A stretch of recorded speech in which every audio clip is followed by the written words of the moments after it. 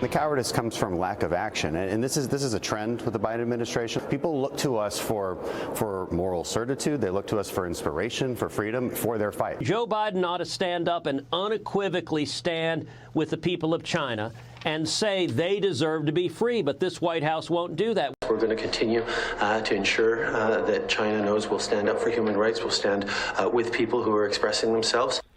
Tough talk from just about everyone except the White House about the unrest exploding in the streets of China, who I'm sharing the screen with right now. Even Canadian Prime Minister Justin Trudeau, not known for strength, who is anything but admirable as a leader, showing how to say it. Biden staying mute right now about China's draconian zero COVID lockdowns, telling us what we already know. He is weak on China. So you have a message to the protesters in China you spoke about Iran.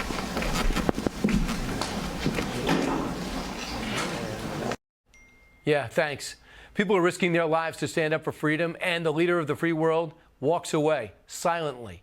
Can these protests lead to a democratic freedom in communist China? Can we really do anything from the sideline? Joining us now is the senior fellow and director of the Hudson Institute's China Center, Miles Yu. Miles, can we inspire by our words from afar in China to those protesters? Do they care what we say from Washington?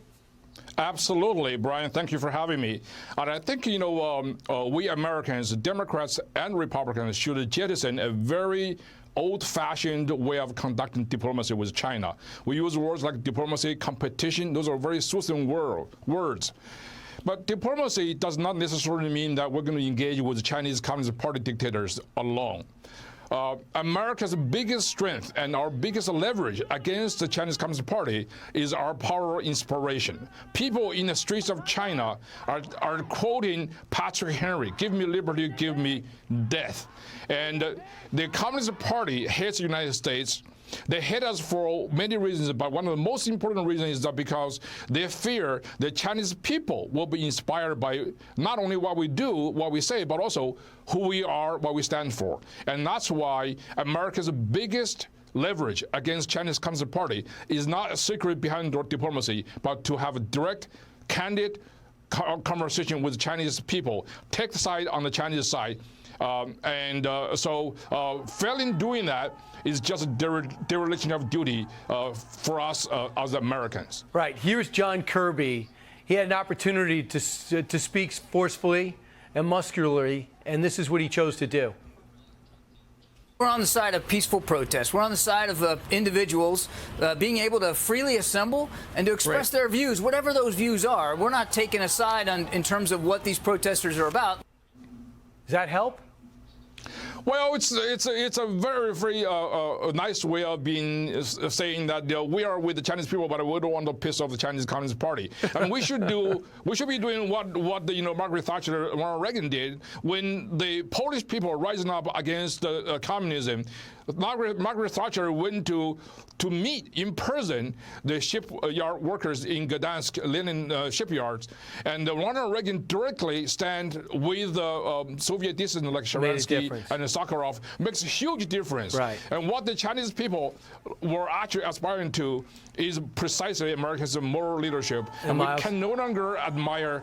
We can no longer continue this kind of a buzzwords diplomacy with China. Miles, I hear you, and you grew up there, and you chose to leave here. You told me before the show, a lot to do with being inspired by Ronald Reagan. Lastly, these riots are different. Number one, for now, it looks like the Chinese government caved. For now, they don't have to have constant testing. For now, they can stay in their own house instead of move to a facility. Does that mean the protesters kind of won? Is he beginning to break? No, I mean, what happened is, COVID zero policy in China is draconian, but also it's just policy. Policy is not the cause. Is not the cause of the protest.